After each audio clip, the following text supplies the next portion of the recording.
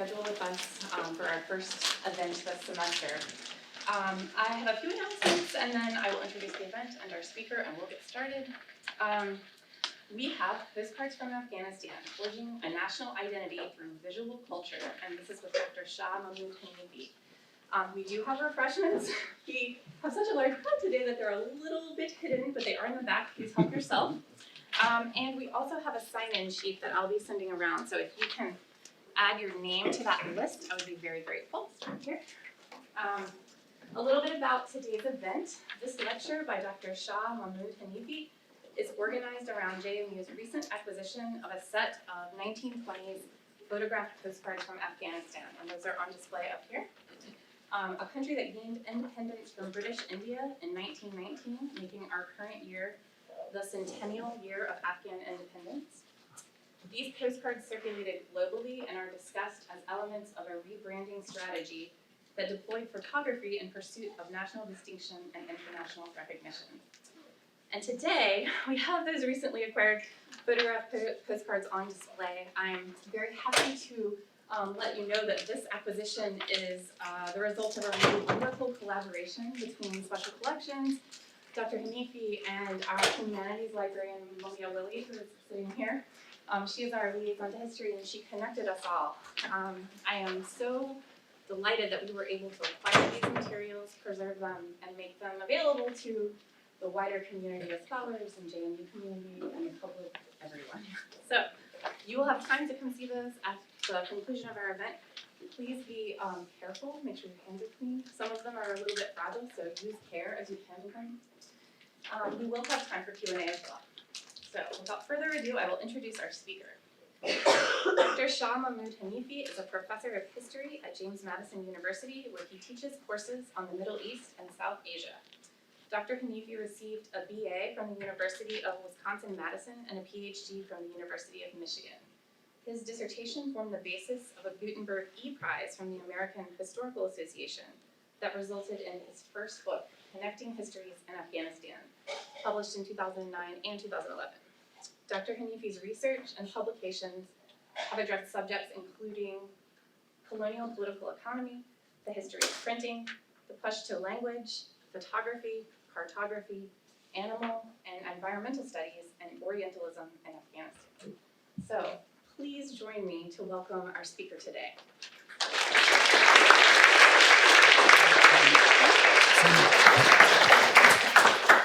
Thank you very much, Kate, for that generous introduction, and more to the point, for all you've done to get these postcards here and to make this event happen. I thought it to be most efficient to share with you a big digital kind of panorama of this. Looks like the second of two items that Special Collections purchased about this time last year. And of course, they're up here, and the plan is to leave time at the end to engage them. But there's a taste of them here for you now. And I'll speak more about the sort of materiality and, of course, the context of these things, as well as give you some interpretation that I bring to bear upon them. But I really have to return to my gratitude to Kate, because it actually extends all around this room in a number of ways. I have to explain how I started writing about basically commercial activity, taxes and stuff, and ended up dealing with photography. And that has a lot to do with the kind of freedom professors have to basically expand their research interests and bring it to bear in the classroom. And in my case, visual history was something I never thought I'd get into until I ran into people like Liam Buckley, with whom I have actually had a number of conversations about other images of Afghanistan, Taliban images. And of course, David Ehrenpreis's work. We've communicated about some of the Kabul to Kolkata diaspora photographs here. And I think of Kevin Borg, and the history of technology, and photography is certainly one technology. So I benefit from my colleagues in tremendous ways and am grateful for them. And the library, also a really long list of thanks, not just to Kate, but if there's anyone from Interlibrary alone here, is Paula here? Let's give Paula and Interlibrary loan a hand. I really can't say,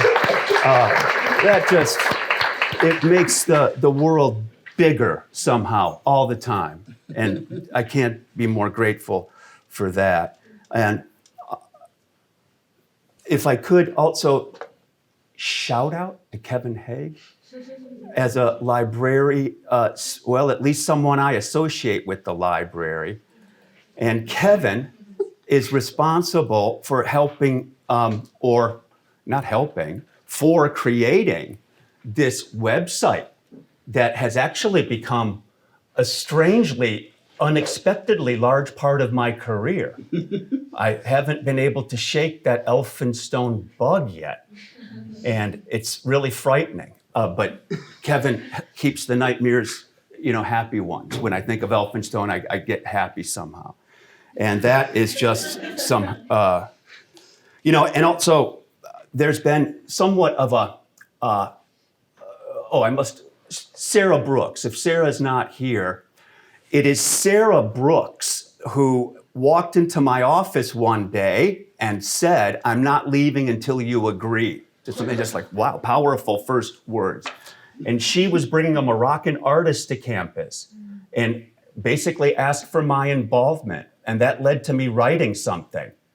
As the sort of student life goes, you never know which paper is going to change your life.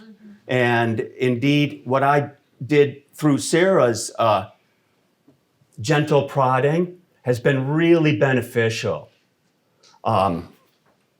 So that is really important. By way of thanks, I also need to thank the person who got a hold of these items, sort of a scholar and book dealer in England who I communicate with, and it's through him that we purchased these books. And he is someone, if you're interested, he's got all kinds of great material, cultural stuff available for purchase.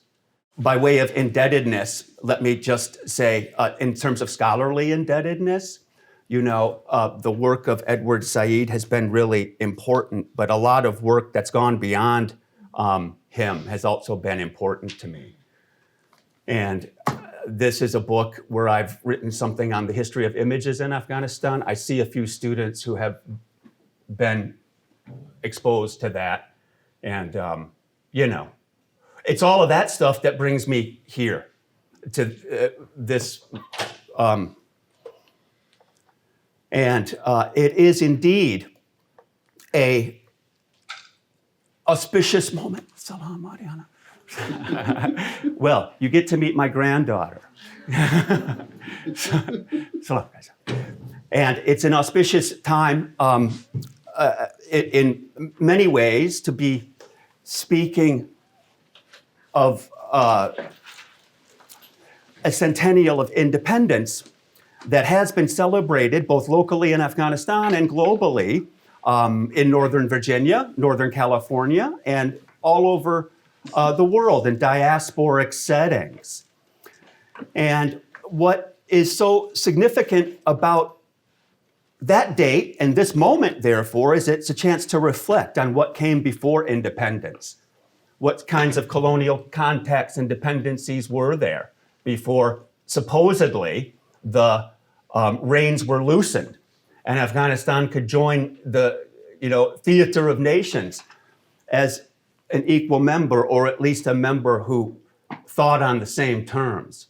The terms of modernity is really what independence ushered in for the Afghan state. And it's these photographs that are really contextualized by that sort of dawning of a new set of global opportunities for Afghanistan as a result of independence.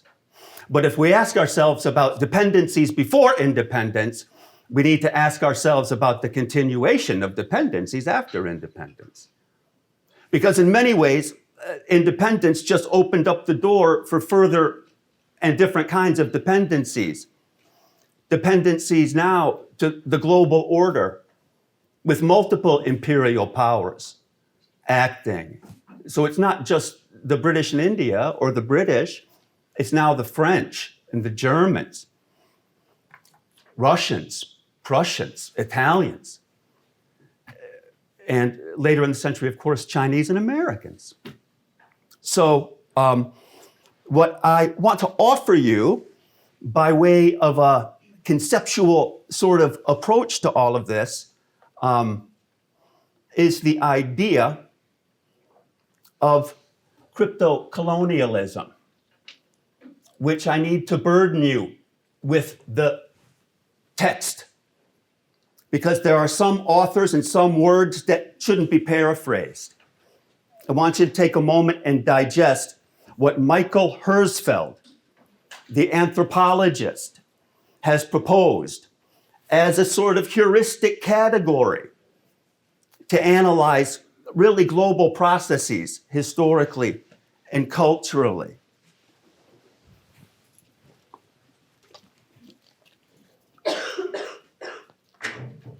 And so what we are speaking of here for Afghanistan is the chance to express one's national identity in a way that's really familiar to the outside, more sort of dominant global powers. And we're going to see that through architecture in the material we have. And so what I want to add to what we have is sort of a view of the social life of these buildings. There are complementary photographs and images that sort of get us inside the buildings, get us looking at what types of fashion, that is clothing, what types of technology, furnishings, domestic situations, new kinds of very familiar public activities like national fairs and celebrations that become, at once commercial sort of fairs, historical celebrations, really fascinating stuff for identity formation, national identity formation. So there's a lot more to say, really, about crypto-colonialism and its possibility as a framework of analysis. But I have to. I'm sorry, the print is so small. It is historically incumbent upon me to recognize a curious historical sort of curiosity about Afghans and how they move around the world. It is perhaps known to a couple of you, but if not, it's now known to all of you, that Yasmin Shoresh's father and my father were on the same plane leaving Afghanistan in April 1956. Yasmin and I knew each other as kids growing up, as one of the few children of Afghan parents. Strange how the world spins. When, how many years? What is that? Is that 50 years later? No, can't. What is it, 40, 50? No, I don't know how long ago it was. Yeah, it was a long time. And then to see the really amazing coincidence of us ending up back here, talking about things that brought us together in the first place. It's really kind of auspicious, for me at least. And I had to bring that to your archival attention. I found this in the archives. And if you ever want fun, go to the National Archives in College Park, Maryland, and explore the State Department records. And you probably find maybe not relatives, but people you know. So I wanted to make sure to share that with you. And my attempt, really, in broad terms, is to bring to bear some kind of class analysis to these photographs, because they are for elites, of elites, by elites, for circulation among global elites. And the context of this is the interwar period, the global sort of demise of the Ottoman Empire. And, you know, Islam has lost at least a symbolic figurehead. And it's so important to note that the global Muslim community looked at King Amanullah as the person who has just declared independence, an independent now Muslim ruler, as a possible global kind of candidate for the caliphate. And that brought thousands and thousands of Indian Muslims to Kabul, and really a new kind of international concern and attention to the place called Afghanistan during this time. And it's such an important fact that that early 20th century period is documented so well photographically. These photographs are photographs of elites celebrating a new national independence, but we have thousands of others that get at lower classes. The kind of people whose daily lives aren't impacted by independence in some form or another. Life kind of continues despite the political declarations. And so photography in itself becomes a tool of elite representation and elite power.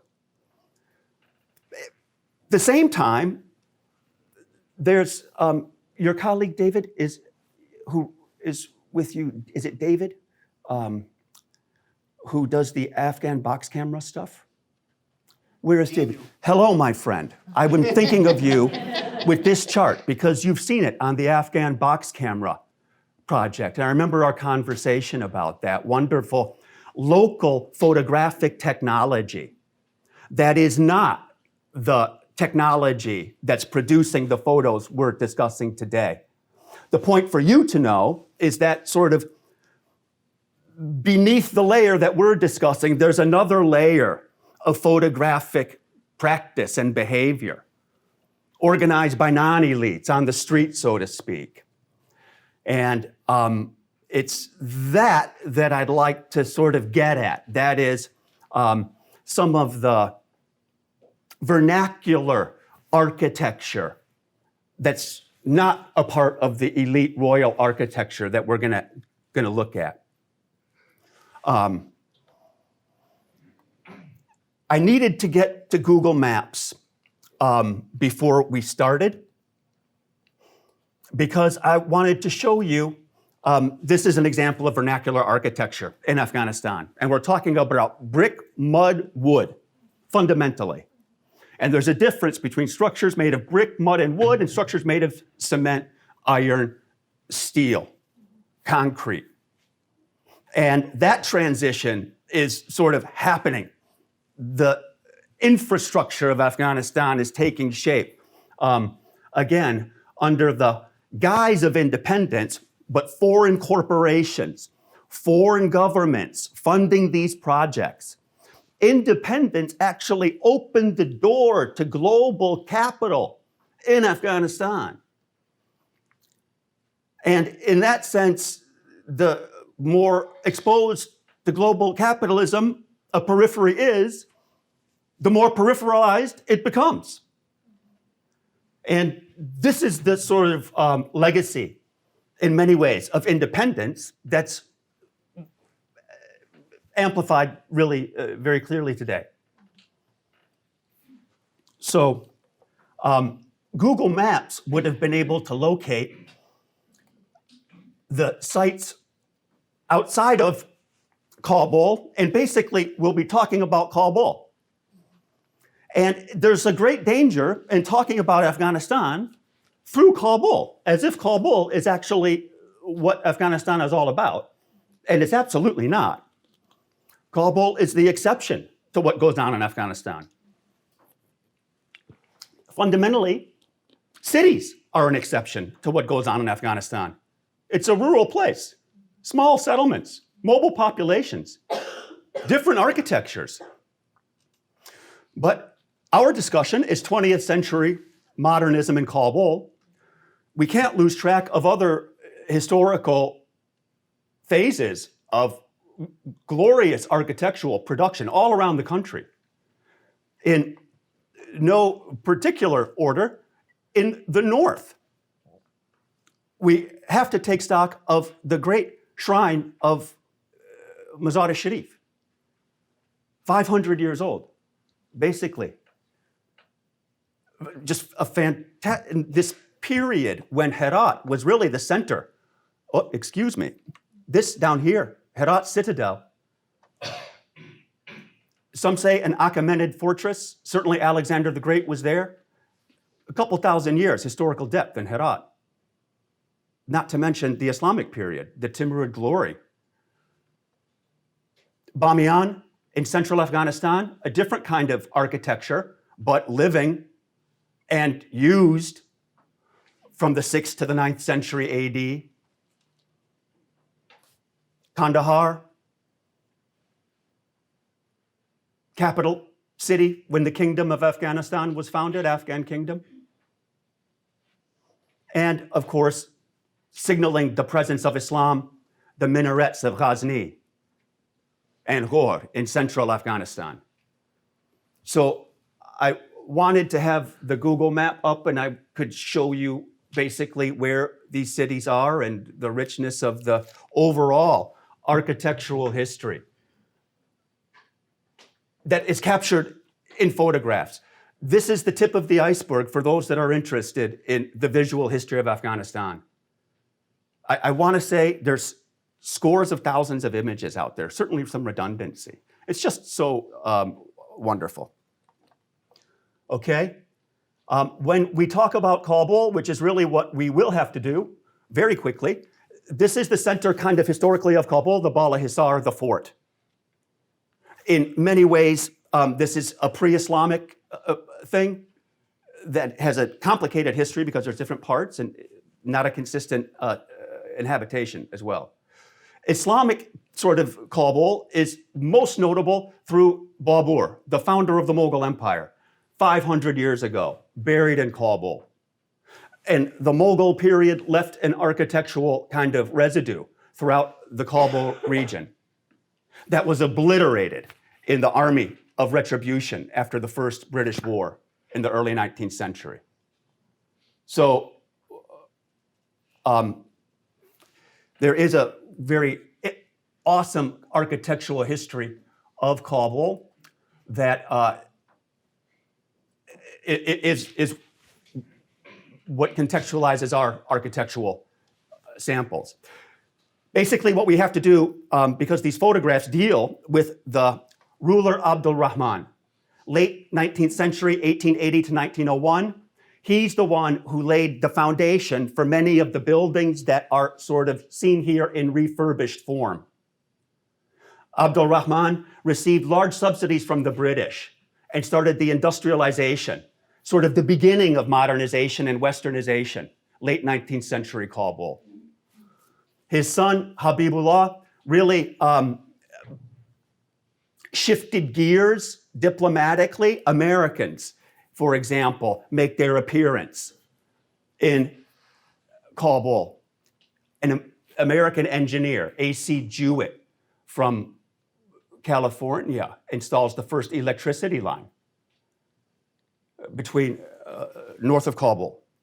And the real subject of our concern is King Amanullah, 1919 to 1929.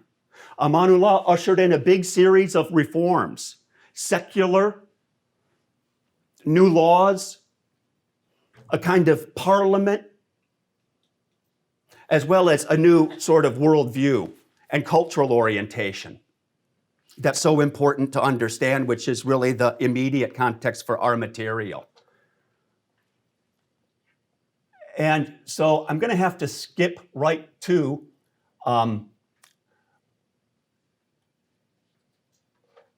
Abdul Rahman, because Abdul Rahman hired a number of British technocrats who helped him do the things that he wanted to do, and also to take care of him physically. He was a very sick man, and the lady on the left, Lilias Hamilton's a doctor.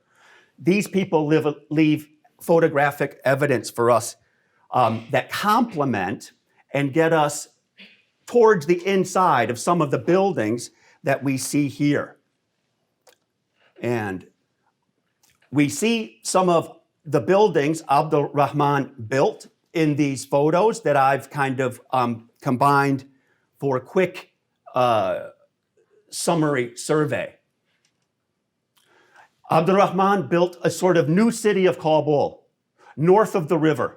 Old city south of the river, new city north. And you can see the layout in very familiar sort of terms, aesthetically. And Lilias Hamilton takes photographs that get us inside the palaces to see the elites. Lilias Hamilton gives us a sense of sort of another perspective on these buildings. She was an eye doctor, and sort of these are people in need of optometric care. This is not moving very fast because I think the file is very large. But she also gives us images of popular classes of people. And you can sort of also get vernacular architecture along the river. Lilias Hamilton helps really fill our imagination for popular classes. Slaves from Kafiristan who are just Islamized forcibly by Abdul Rahman. Abdul Rahman used British money to produce more weaponry to conquer recalcitrant peoples in the country. More forced slaves from Kafiristan. Abdul Rahman's tomb. More architecture. His industrial workshops that transformed the economy in substantive ways. We need to see schools taking shape, particularly in the 20th century. Those were pictures of buildings that became schools. In the 20th century, when Abdul Rahman died in 1901, his son became the Emir of Afghanistan. The most important development during this period is the return of an exiled family, the Tarzi family. And the returnee, Mahmoud Tarzi, brought with him from the Ottoman Empire a sense of modernity routed through the Ottoman Empire, and particularly Germany. But overall, an exposure to pan-Islamic currents, technocratic developments in Europe through the Ottoman Empire, European languages, and connections. And Mahmoud Tarzi brought his wife and 2 daughters. Those 2 daughters married Habibullah and his son Amanullah. Mahmoud Tarzi becomes the architect for Afghan modernism through aesthetic styles such as architecture, but through new technology such as printing, where new ideas about state and nation can be expressed. So the power of printing, Tarzi brings with him. And you can see the use of photographs in these sort of modern print publications. That's media, modern media, mastermind for the Afghan market. There he is with his wife, Rasmia. The Americans who enter Afghanistan in this period, this early 20th century period. Lowell Thomas on the right, some say the founder of American journalism. His life was long. He spanned the scope from radio to TV, and Steve knows. Just a really famous individual who did spend a lot of time in Afghanistan, took a lot of pictures and wrote a lot. And it's a wonderful source. A.C. Jewett, the engineer on the left. And what I want to do now is show you buildings that were built during Habibullah's time, as portrayed in our material. And the Dilkusha Palace made of iron, so much iron that the sort of records for transportation involving elephants, just a tremendous amount of government expense and time to build this thing. The Chil Sutun Palace is in a sort of different location that I wanted to show you earlier, sort of southwest Kabul Valley, south of Babur's grave. And you can see, I could explain more about the materiality of these publications.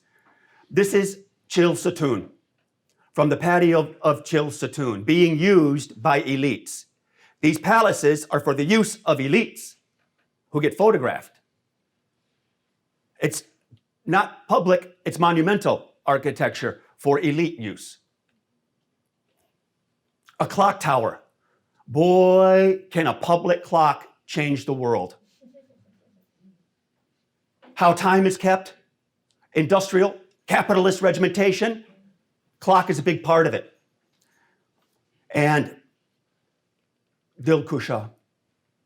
And Habibullah is most known for expanding Jalalabad's modernistic architecture, particularly its golf courses. He loved to golf. He was assassinated and buried in Jalalabad. Habibullah, the Afghan emir, who brought back Mahmoud Tarzi. This is, I'm sorry, out of order. This is inside Dilkusha Palace. And if you want crypto-colonialism, take a look. Because we have thousands of photographs of the elite's children, that is, the Afghan kids born into the political entitlement that these pictures celebrate, dressing up as there's a particular Scottish, has a regimental number that is associated with the first Afghan war. I think it's the Highlanders, 13th Regiment. And of course, I'm not sure if he's your friend, but Napoleon Bonaparte. And this, what is going on inside these buildings, the kind of furniture, the kind of clothing, the kinds of conversations, what languages, it's an extremely important question, how these buildings were habited and used. And I know we're running out of time. I can't understand how there's a blank screen. Amanullah and his wife Soraya, Mahmoud Tarzi's daughter. Mahmoud Tarzi remains extremely influential under Amanullah's. He stops publishing the paper that existed basically under Habibullah and goes into the new business of foreign relations. When you're an independent country, you have foreign relations with the world, and he sets them up. Amanullah initiates a series of reforms, largely inspired by Mahmoud Tarzi and his wife from the Ottoman Empire, having to do with polygamy, child marriage, education, that is sort of public education, questions of constitutionalism, representation, Islam's place in that. And they write and produce laws. They're called regulations and orders, nizam namas. They have kind of a parliamentary structure to validate these new initiatives called a loya jirga. And what we have is all the trappings of a modern Western democracy taking shape. Until the story goes, most sort of typically, that the tribes rebel because of the secularism and pictures circulating of the king's wife appearing without proper attire, that is, having visible arms clearly unveiled. The question of it, and Soraya, and they advocate deveiling as a matter of state policy. And of course, that's one reading of the events that are, of course, much more complex, involving a lot of global issues and issues that go well beyond gender, say to taxation and conscription. So it's a very complex period, a decade of intense reforms, intense investment in the kinds of architecture we see, and then a revolt that brings it all crashing down. All the investment for naught. Amanullah is most known for his palace Darul Aman, that was basically a new capital city to the southeast of Kabul near Chilsatun. The only railroad in the country went from central Kabul to this place, Darul Aman. And you can see the wrath that the building took later in the 20th century, during the Civil War, most recent Civil War of the 90s, Darul Aman.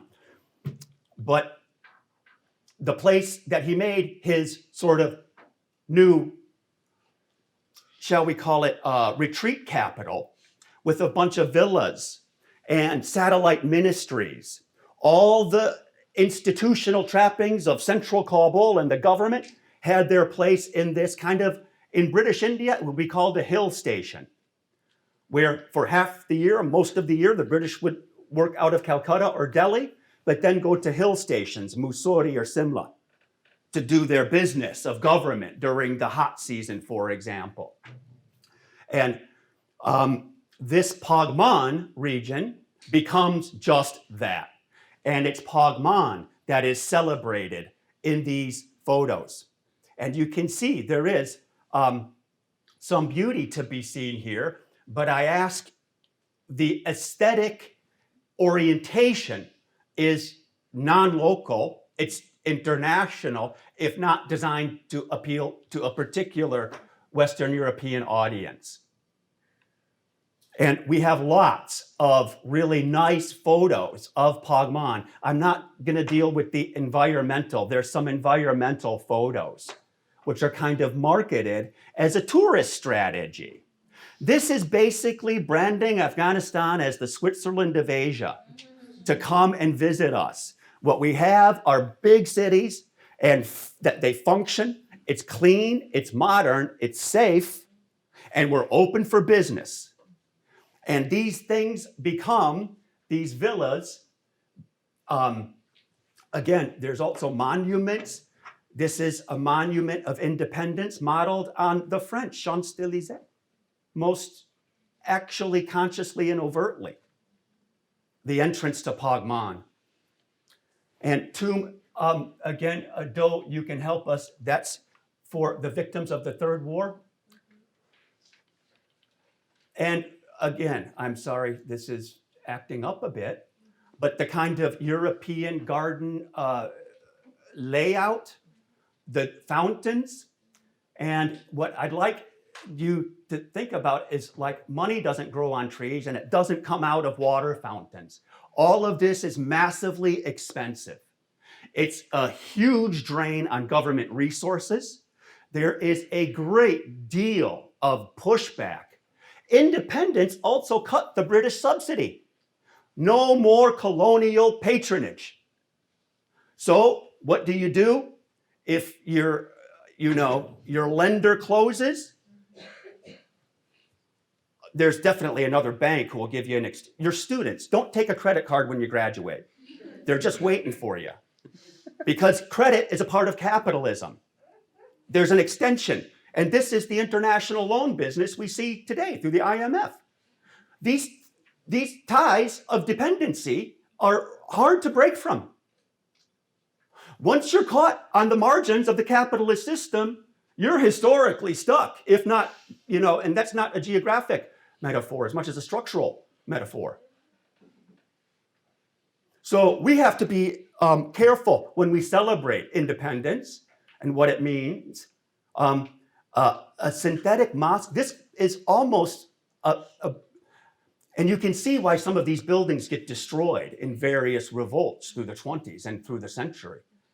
That is a very unfamiliar looking mosque to those that know the sort of architectural history of that complex formation.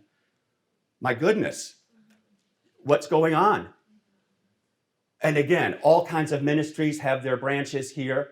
And what this is a place, Pagman becomes, where there's National Independence Day celebrations. The Jeshns, for which we saw the poster at the beginning, are celebrated here annually. Military parades, government speeches. When a policy of devailing occurs, it's announced and expressed at a Jeshin. When new agricultural fairs in this series. But when new technologies are acquired, when new relationships are solidified, they're celebrated at the Jeshen. And the Jeshens are something that brought the Americans into Afghanistan in the 1950s and 60s, where you can say US corporations in Kabul, in this context, later in the century, working through the Helmand Valley Development Project. But that American presence, which leads to a tremendous amount of educational exchange that brought our fathers out of the country on government scholarships. These technological exchanges, these new diplomatic relationships generate educational exchanges.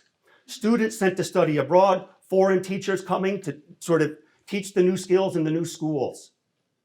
And we see that trend taking just very definitive shape, with schools in Afghanistan taking shape through the patronage of the French on the one hand, the Germans, the British, the Americans, and then the circulation that those graduates get to the companies and universities and that's the system that these photos give us a sense of. The theater, what goes on in the theater, we need to get on the inside of some of these images now to close up and leave 10 minutes. So I'm showing you many more buildings. We can leave 5 minutes. Okay, thank you. So this would be a Jeshen. This is photographs of some of, I need to actually thank my wife and my children for helping me get a lot of these photographs off the web and sort of downloaded and stored and things like that. And even my granddaughter just helped so much with her interest in these things. So this is the kind of festivals, these are the activities. Swimming in Pagman, sort of showmanship at the Jeshens. Inside of those theaters and palaces, costume balls where Europeans come. And yes, alcohol is consumed. And yes, that's a part of the package. And yes, that's a part of modern diplomatic sort of cultural practice in some way. Or at least if it's not a cocktail party, it's tea time. There are new routines, new consumption patterns, new sartorial dress codes that are being taking shape here. Inside some of the buildings, we see furniture and technology and clothing and physical comportment and dispositions that reflect in many ways, Western sensibilities, if there is a distinction between Western and Eastern when it comes to how to sit. And I suggest to you there is.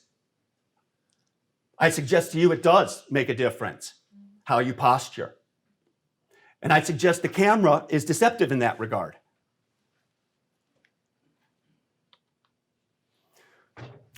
Part of the democratic institution building, the Loya Jirga, brings representatives from the tribal hinterland and all classes of society together in Pagman at a Jeshen.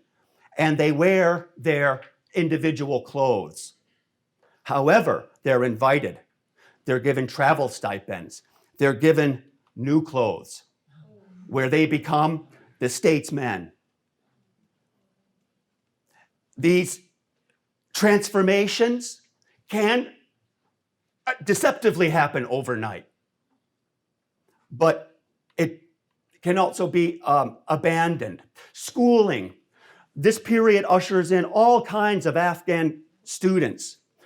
Up in the right, new girls' schools for elites, for actually just those that the queen herself can reach, but also girls sent to France in 1928, Afghan girls. Afghan boys in France, where Amanullah meets them. Amanullah goes on a world tour for 6 months in late 1927, comes back in early 1928. The history of these photographs is they're produced for him to hand out as he travels to Egypt, Italy, Germany, France, Prussia, England, Poland, and the Soviet Union. And it seems to be, I think I have a sense of who's giving what to who. There has to be, if there's anything that's important in a talk, it's an elephant. And if you don't think elephants matter in Afghanistan, you've misunderstood the history. Because what's being marketed here is Amanullah at once being modern, able to visit England and Britain, but representing the kind of ally that still has an exotic tradition behind him, that maybe still keeps him just a tad culturally distinct in the world of modernity. And it's, in fact, this image of these elephants that I first came to be aware of these postcards through. And I found that image, of all places, in the Chicago Tribune in 1923. And I couldn't believe that. And as it turns out, now I understand that the symbolism, what's being crafted here, is a sense, hunting is also a pastime of the European elite. Hunting trips and safaris and things like that to Africa and India are part of the modern package. Let's say tourism and travel are what's going on here. And, I think we should end the talk with elephants. So let's do that, okay? Thank you very much.